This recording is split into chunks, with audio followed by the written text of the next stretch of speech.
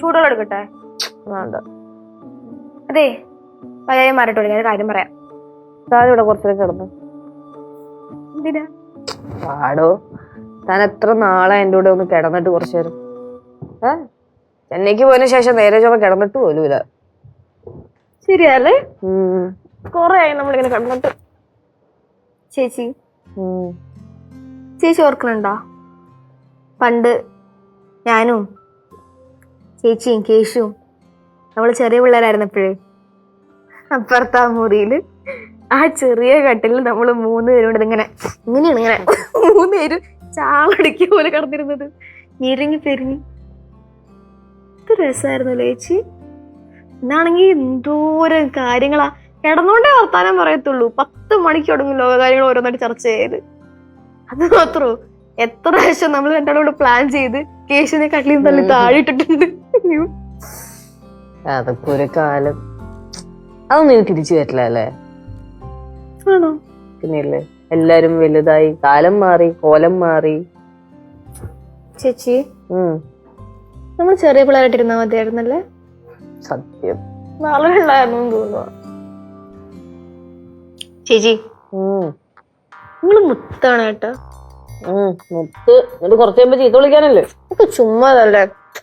നിങ്ങൾ രണ്ടുപേരും ചുരുണ്ടുകൂടി കിടക്കല്ലേ? വന്ന അലമ്പുകാരി. അലമ്പുകാരിയോ? ഇഷ്ടപ്പെട്ടില്ല കേട്ടാ. കൊച്ചു അലമ്പുകാരിയാണെന്ന് നീ മുത്തല്ലേ? വാ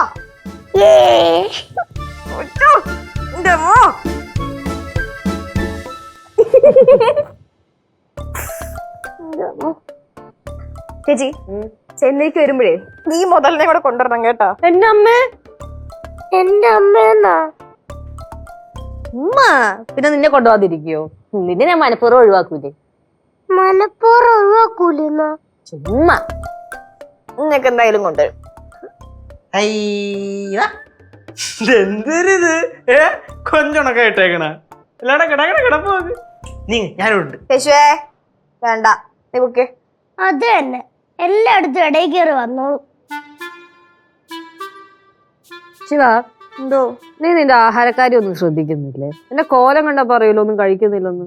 ചേച്ചി ഫുഡ് കഴിക്കുന്നുണ്ടെന്നേ, പക്ഷെ ഉറക്കമൊന്നും അത്ര ശരിയല്ല. ഇപ്പം എക്സാം ഒക്കെ അടുത്ത് വന്നതല്ലേ, അതിന്റെ ഉണ്ട്. കുറച്ച് ഫ്രൂട്ട്സും നട്ട്സ് ഒക്കെ മേടിച്ചു വെക്കുന്ന റൂമില് ഇതൊക്കെ വാങ്ങി വെക്കാറൊക്കെ ഉണ്ട്. കഴിക്കാൻ സമയം കിട്ടാറില്ല, മറന്നു പറയണ പതിവ്. പിന്നെ ഇച്ചിരി ഉറപ്പുണ്ട്, പറയണല്ലോ. ഇച്ചിരി അല്ല, കുറച്ച് കൂടുതലാ. എന്തെങ്കിലും അസുഖം വരുമ്പോഴേ മനസ്സിലാവത്തുള്ളൂ കഴിക്കാത്തതിന്റെ ഒക്കെ ബുദ്ധിമുട്ട്. കഴിക്കാടേ. ഇതേ ഞാൻ ഇവിടെ വന്ന് കയറിയപ്പോ തന്നെ പറയാൻ തുടങ്ങിയതാണ്. നിനക്ക് ഇപ്പം ആരോഗ്യമൊക്കെ കുറയുന്നുണ്ട്, ഫുഡ് നന്നായിട്ട് കഴിക്കണം കേട്ടേ. നീ പോയില്ലേ? നീ എന്ത് ശ്രദ്ധിക്കുന്നുണ്ടെന്നാ? അല്ലെങ്കിൽ തന്നെ നിനക്കിപ്പോ എന്നെയൊക്കെ ശ്രദ്ധിക്കാൻ സമയമുണ്ടോ? യേശു ഉള്ളത് പറയാലോ. നിന്റെ ഈ കപട സ്നേഹം കാണുമ്പോഴത്തേക്ക് ഇപ്പൊ എനിക്ക് വെറുപ്പാണ്. എന്തിനാ നീ അഭിനയിച്ചോണ്ടിരിക്കുന്നേ? ശിവ വിളിക്കുന്ന ചേട്ടനിപ്പോ വിളിക്കാൻ പോയതല്ലേ? ഓ, ആ വിളി കപടമെന്നല്ലേ ഇപ്പോൾ പറഞ്ഞത്. ഞാനങ്ങ് ക്ഷമിച്ച്. ഞാൻ നീങ്ങൂല. യേശുവേ, നീ കിടന്ന ആ സെക്കൻഡ് അവിടെ എണിച്ചു പോകും.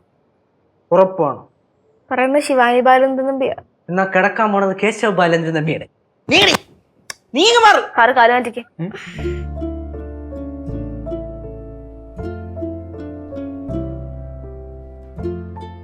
കിടക്കണമെങ്കിൽ കേറി കിടക്ക്.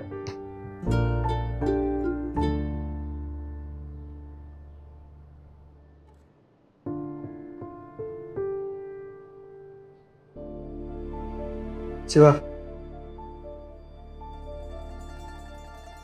നീ റൂമിൽ പോയി കിടന്നോ. ഞാൻ നിന്നെ ശല്യപ്പെടുത്താൻ പറഞ്ഞില്ല.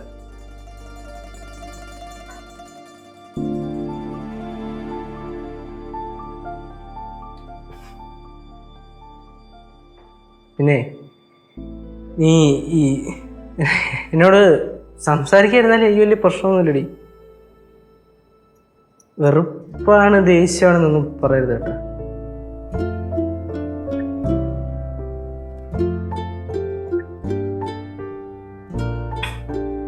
പണ്ടേ നമ്മുടെ രണ്ടുപേരുടെയും സ്നേഹം കാണുമ്പോ എല്ലാവർക്കും ഭയങ്കര അസൂയൊക്കെയായിരുന്നു. ഞാനും അതില് കുറച്ച് അഹങ്കരിച്ചിട്ടുണ്ട്, ആ സത്യം തന്നെ. കാലം മാറുമ്പോ എല്ലാം മാറുമല്ലോ അല്ലേ, ആൾക്കാരും സ്വഭാവവും ഒക്കെ. പറഞ്ഞതന്നേ ഉള്ളൂ.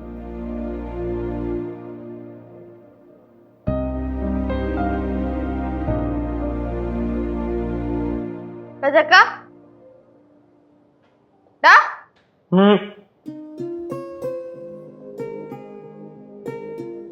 ഞാൻ ഇത്രയും പറഞ്ഞതിനാണോ നീ പോക്ക് പോയത്? അല്ല ഞാനേ ഇത്രയും പറഞ്ഞതിനാണോ നീ പോക്ക് പോയത്?